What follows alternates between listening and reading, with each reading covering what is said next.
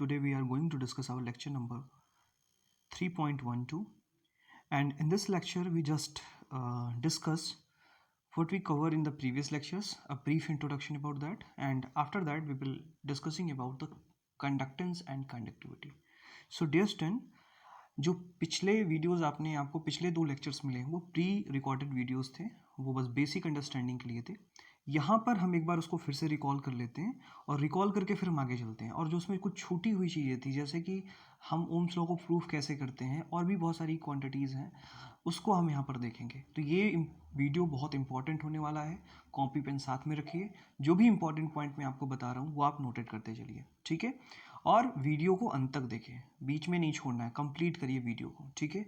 और proper way में इसको पढ़िए। तो इसको हम थोड़ा डिस्कस कर लेते हैं। सबसे पहले ओम्स लॉ की बात कर लेते हैं। तो मैंने आपको बताया था कि ओम्स लॉ जो है वो 1828 में आया था, और ये बेसिकली करंट और पोटेंशियल के बीच में रिलेशन बताता है कि जैसे जैसे आप पोटेंशियल डिफरेंस बढ़ाओगे वैसे वैसे करंट की वैल्यू क्या होगी, इंक्रीज होगी, राइट।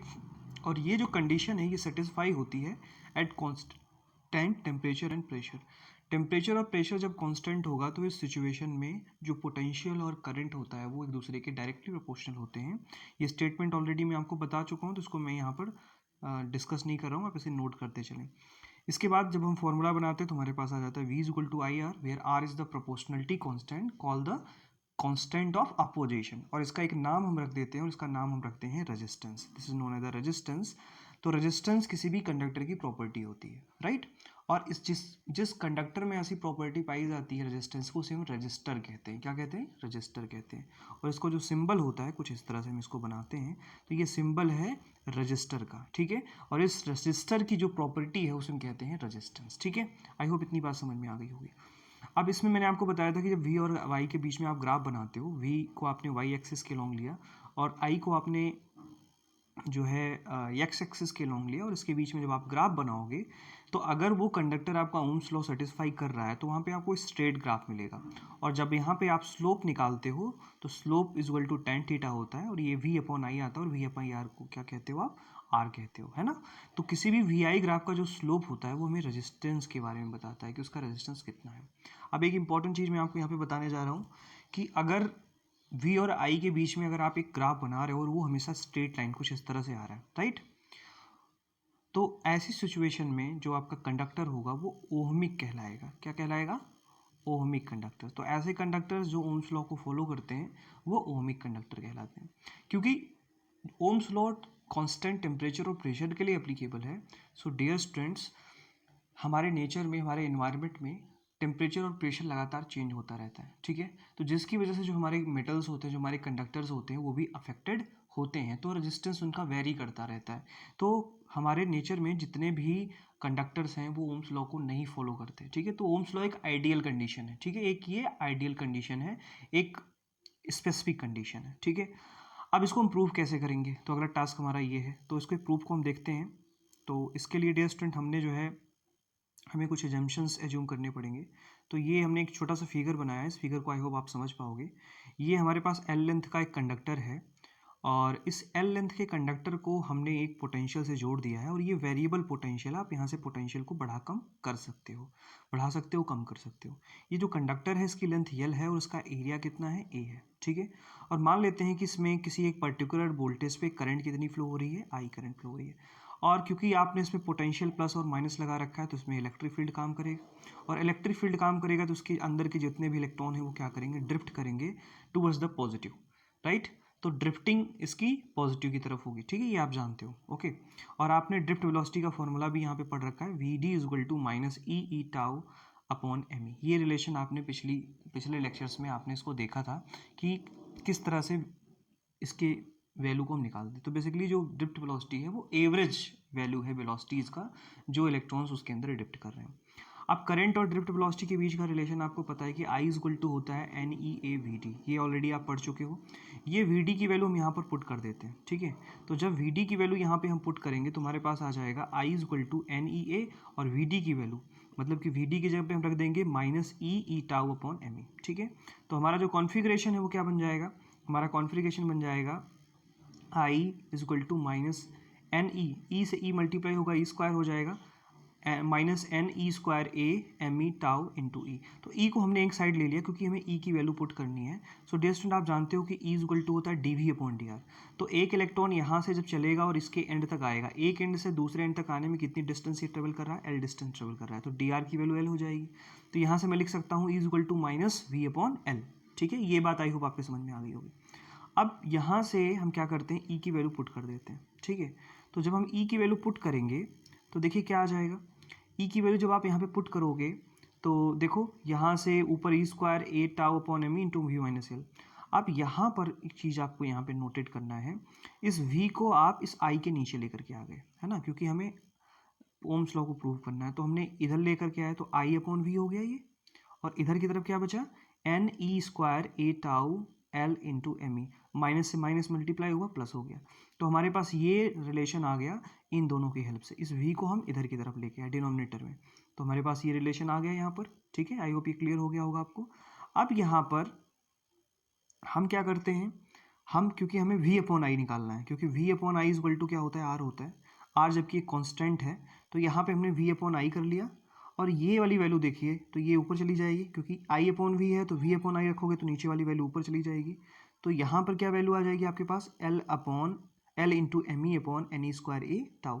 अब देखिए किसी भी कंडक्टर के लिए l फिक्स होगा, M E number of mass जो है इलेक्ट्रॉन का वो भी फिक्स है, नंबर ऑफ इलेक्ट्रॉन भी फिक्स होगा, इलेक्ट्रॉन पे चार्ज भी फिक्स होगा, उसका एरिया भी फिक्स है, और अगर एक परफेक्ट इलेक्ट्रिक फील्ड आपने लगाया तो उसका रिलैक्सेशन टाइम भी क्या होगा, फिक्स होगा।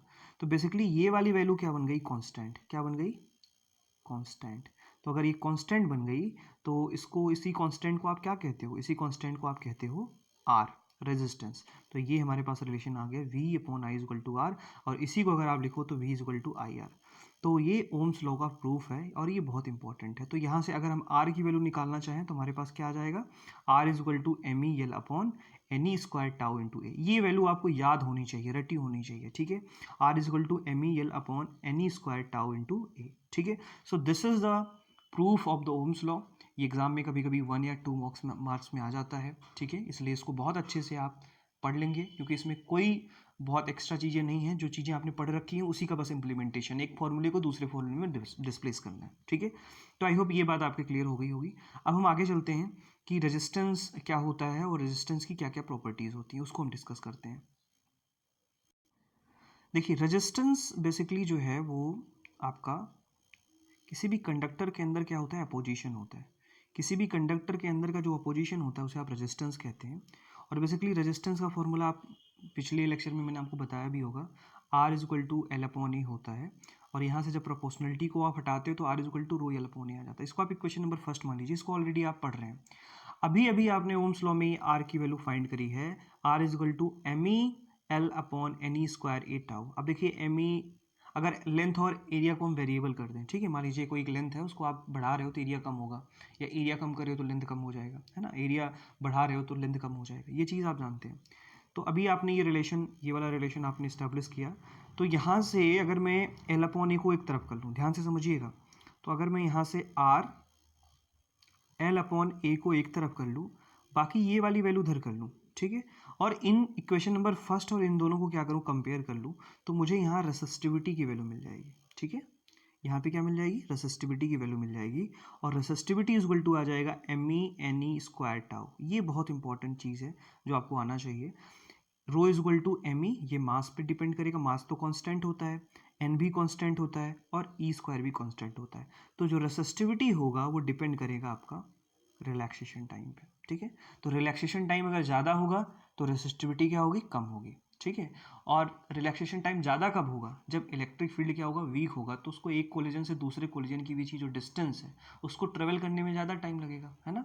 लेकिन जब इलेक्ट्रिक फील्ड आप बढ़ा दोगे तो क्या होगा, इलेक्ट्रिक फील्ड बढ़ने से क्या होता है कि कोलिजन बहुत फास्ट होने लगेगा, तो रिलैक्सेशन टाइम कम हो जाएगा। तो रिलैक्सेशन टाइम अगर कम होगा तो रेसिस्टिविटी आपकी बढ़ जाएगी, और रेसिस्टिविटी अगर बढ़ गई तो रेजिस्टेंस बढ़ जाएगा। ठीक है, और ऐसा ही होता है। और इसी से हमें पता चलता है कि जो रेसिस्टिविटी होती है वो टेम्परेचर के डायरेक्टली प्रोपोर्शनल होती है, या रिलैक्सेशन टाइम के डायरेक्टली प्रोपोर्शनल होती है। टेम्परेचर आप बढ़ाओगे तो काइनेटिक एनर्जी बढ़ेगी, है ना, तो रिलैक्सेशन टाइम क्या हो जाएगा, कम हो जाएगा। ठीक है, तो आई होप ये बात आपके समझ में आ गई होगी। अब यहाँ से कुछ और बेसिक बातें हम कर लेते हैं कि रेसिस्टिविटी कौन कौन से फैक्टर पे डिपेंड करती है। तो अगर हम डिपेंडेंसी निकालें रेसिस्टिविटी की, तो आप देख रहे हो कि ये n स्क्वायर पे भी डिपेंड कर रहा है, नंबर ऑफ इलेक्ट्रॉन्स पे भी डिपेंड कर रहा है, ठीक है। So resistivity is inversely proportional to the number of electron per unit volume. Unit volume में कितने नंबर ऑफ इलेक्ट्रॉन्स हैं ये इस पे डिपेंड करता है, राइट। और तो ये n पे डिपेंड करता है, तो यहाँ पे क्या मतलब है, ये मतलब डिपेंड करता है कि नेचर कैसा है मटेरियल का। जैसे अगर मैं कॉपर की बात करूँ, तो कॉपर में नंबर ऑफ इलेक्ट्रॉन कैसे होते हैं, उसमें ज़्यादा होते हैं या कम होते हैं, ठीक है, राइट। अगर उसमें नंबर ऑफ इलेक्ट्रॉन ज़्यादा होंगे तो रेसिस्टिविटी कम होगी। कॉपर में नंबर ऑफ इलेक्ट्रॉन ज़्यादा होते हैं। उसी के कंपैरिजन में अगर मैं वुड में बात करूँ, तो वुड में number of electrons, free electrons कम होंगे, तो फ्री इलेक्ट्रॉन्स कम होंगे तो रेसिस्टिविटी बहुत ज़्यादा होगी। मेरी बात समझ पाए होंगे आप, ठीक है। तो n अगर ज़्यादा होगा तो रेसिस्टिविटी कम होगी, और अगर ये कम होगा तो ये, तो ठीक है। ये तो एग्जांपल वुड और कॉपर वाला एग्जांपल मैंने आपको समझाया। अब इसमें बहुत इंपॉर्टेंट टर्म आता है कि ये रिलैक्सेशन टाइम के क्या होता है, इन्वर्सली प्रोपोर्शनल होता है। और आप जानते हैं कि टेम्परेचर जो होता है वो रिलैक्सेशन टाइम के क्या होता है, टेम्परेचर इन्वर्सली प्रोपोर्शनल होता है। तो अगर इन दोनों को मैं मिलाता हूँ तो डिपेंड आ जाता है कि जो रेसिस्टिविटी होती है वो डायरेक्टली प्रोपोर्शनल डिपेंड करता है टेम्परेचर पे। मतलब टेम्परेचर बढ़ने से रेसिस्टिविटी क्या हो जाती है, इंक्रीज कर जाती है, ठीक है। आई होप इतनी बात आपको क्लियर हो गई होगी, ठीक है। So this is the relation जो आपको पता होना चाहिए। अब एक बहुत इंपॉर्टेंट रिलेशन है, इसको हम बाद में डिराइव भी करेंगे, कि what is the relation between resistivity and current density. आप करंट डेंसिटी जानते हो, करंट पर यूनिट एरिया, किसी भी कंडक्टर के यूनिट एरिया में जो करंट फ्लो होती है उसे आप करंट डेंसिटी कहते हो, उसे जे से रिप्रेजेंट करते हो। और बेसिकली जे जो है वो वेक्टर क्वांटिटी है। तो यहाँ से हमारे पास रिलेशन आता है, ये याद रखिए आप, इसको अभी हम आगे प्रूफ करेंगे। Rho is equal to E upon J, मतलब जो रेसिस्टिविटी होती है it is the ratio of electric field applied to the current density, ठीक है, ओके। अब थोड़ा और आगे चलते हैं। अब ये जो टेम्परेचर डिपेंडेंस है ये बहुत एग्जाम में आपके पूछा जाता है, तो इसके लिए बस आपको इक्वेशन याद रखना है, that is rho theta is equal to rho naught 1 plus alpha theta. अच्छा, ये आता कहाँ से है? अब इसके लिए आपको 11th क्लास में जो थर्मल एक्सपेंशन था, जहाँ पे आप लेंथ के थर्मल एक्सपेंशन की बात करते थे, तो वहाँ पे आपने एक रिलेशन डिराइव किया था, L is equal to L naught 1 plus alpha theta, ये आपने डिराइव किया था, ठीक है। अगर आपको याद होगा तो ये रिलेशन हमने कि लेंथ में कितना एक्सपेंशन, इसी तरह से एरिया का निकालते थे, वॉल्यूम का निकालते थे, ठीक है।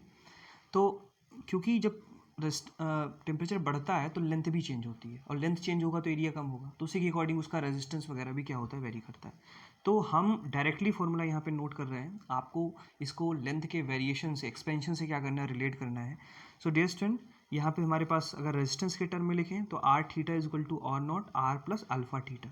अब जहाँ पे आर थीटा क्या है, रेजिस्टेंस एट पर्टिकुलर टेम्परेचर, जिस पे आपको निकालना है। इस पे क्वेश्चन कई बार आए हैं, इसलिए बहुत इंपॉर्टेंट है। तो इसमें एक थीटा आपको दिया जाएगा, आपसे कहा जाएगा कि इस पे आप टेम्परेचर निकालें, तो आर थीटा की वैल्यू आपको निकालनी है।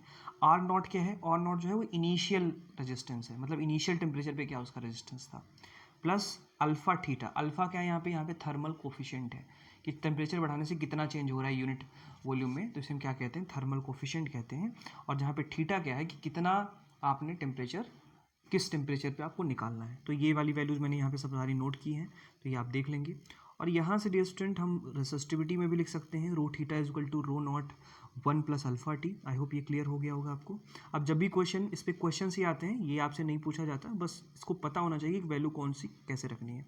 अब अगर यहाँ से मुझे अल्फा की वैल्यू निकालनी है, जिसको हम टेम्परेचर कोफिशिएंट कहते हैं, तो alpha is equal to R minus, जहाँ पे आर क्या है, initial resistance, minus R naught final resistance, initial multiplied by theta, right. तो ये थोड़ा सा आप इसको जानते रहेंगे। तो ये हमने ये देखा कि किस तरह से ये टेम्परेचर पे डिपेंड करता है, ओके।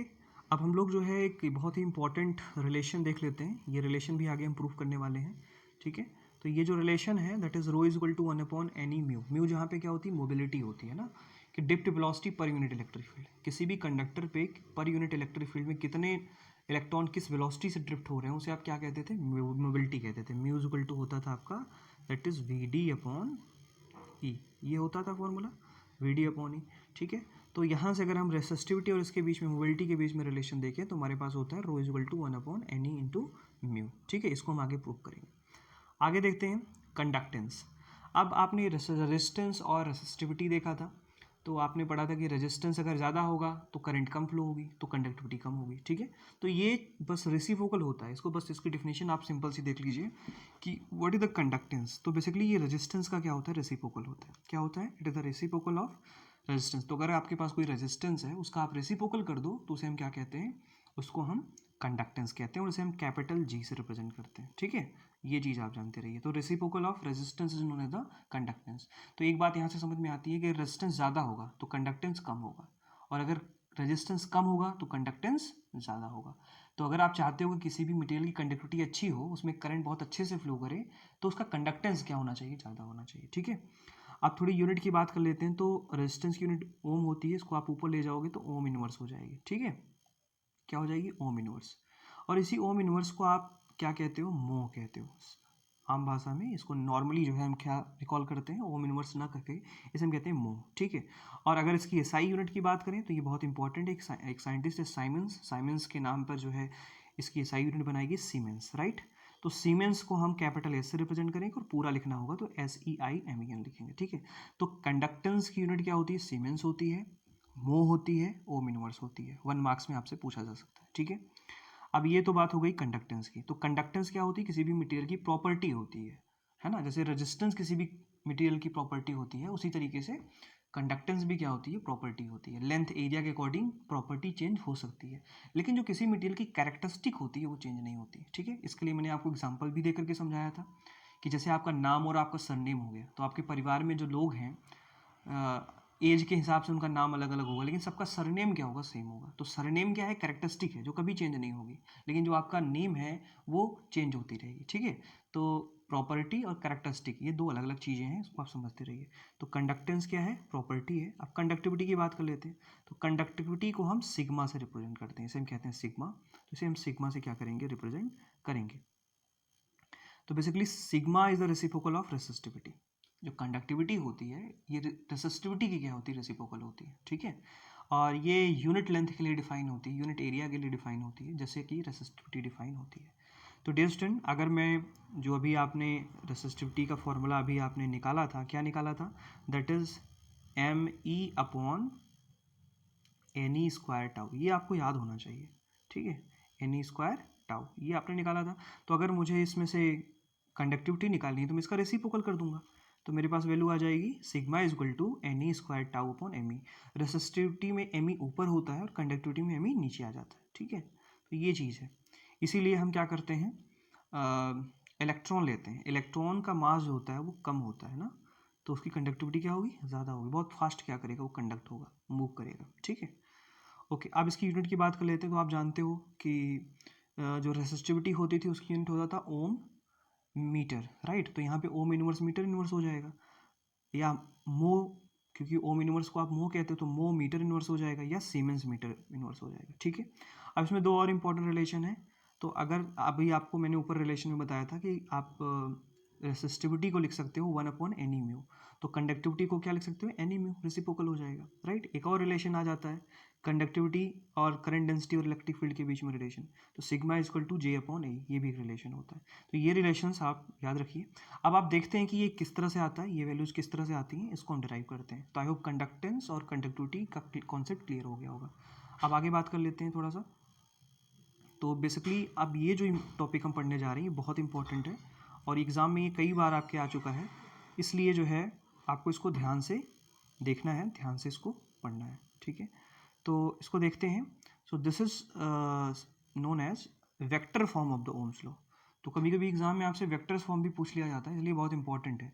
तो vector form J = sigma × E, this is the vector form of the Ohm's law. ये आपको आना चाहिए, पता होना चाहिए, ठीक है। तो ये बात आपको क्लियर होनी चाहिए। अब इसको प्रूफ कैसे करेंगे, ये बहुत इंपॉर्टेंट टास्क है जो हमें समझना है, ठीक है। तो देखिए, अभी इसके पहले जस्ट आपने एक रिलेशन डिराइव किया था। आप ओम्स लॉ जब डिराइव कर रहे थे तो वहाँ पे V/I = ML/NE² टाउ × A, ये रिलेशन आपके पास आया था, ठीक है। अब यहीं से हम क्या करते हैं, इसकी शुरुआत करते हैं।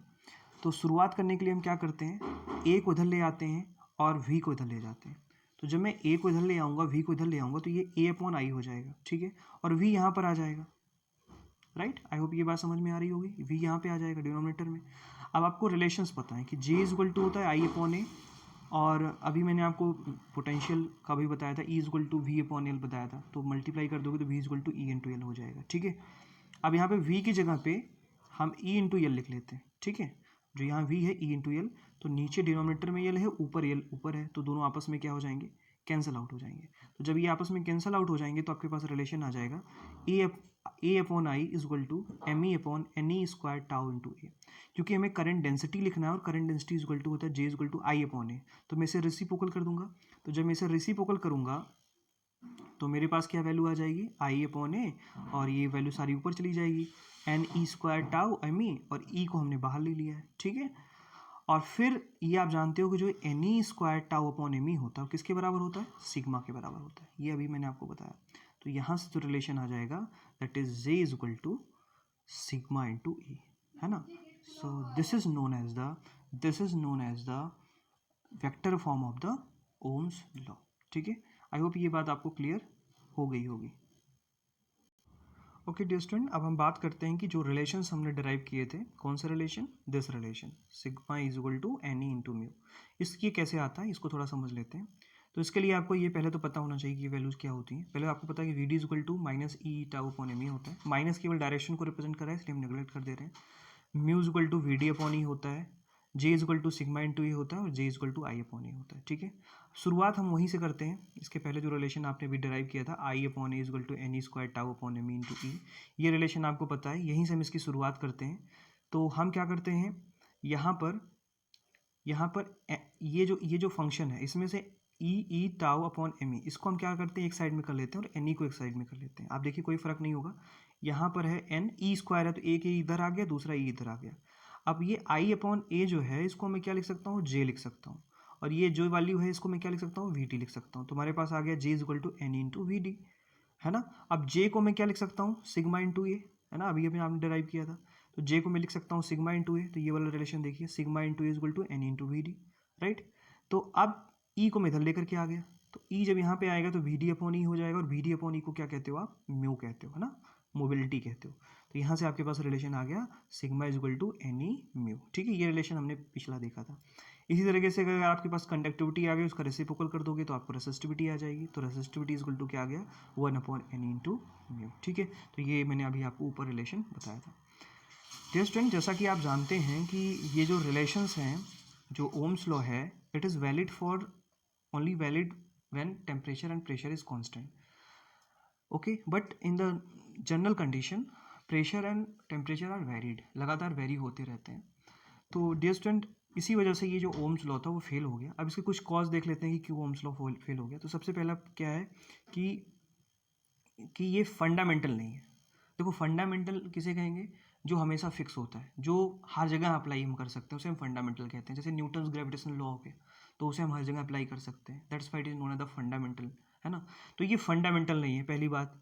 दूसरी चीज़ ये है, और ओम्स ने कहा था कि ये फंडामेंटल है, इस वजह से पहली बात तो ये फेल हो गया। दूसरा ये है कि valid for the constant temperature and pressure, ये कांस्टेंट टेम्परेचर और प्रेशर के लिए क्या होता है, वैलिड होता है, राइट। जबकि हम देखते हैं कि हमारे नेचर में टेम्परेचर और प्रेशर लगातार वेरी होता रहता है, तो जिसकी वजह से ये वैलिड नहीं है।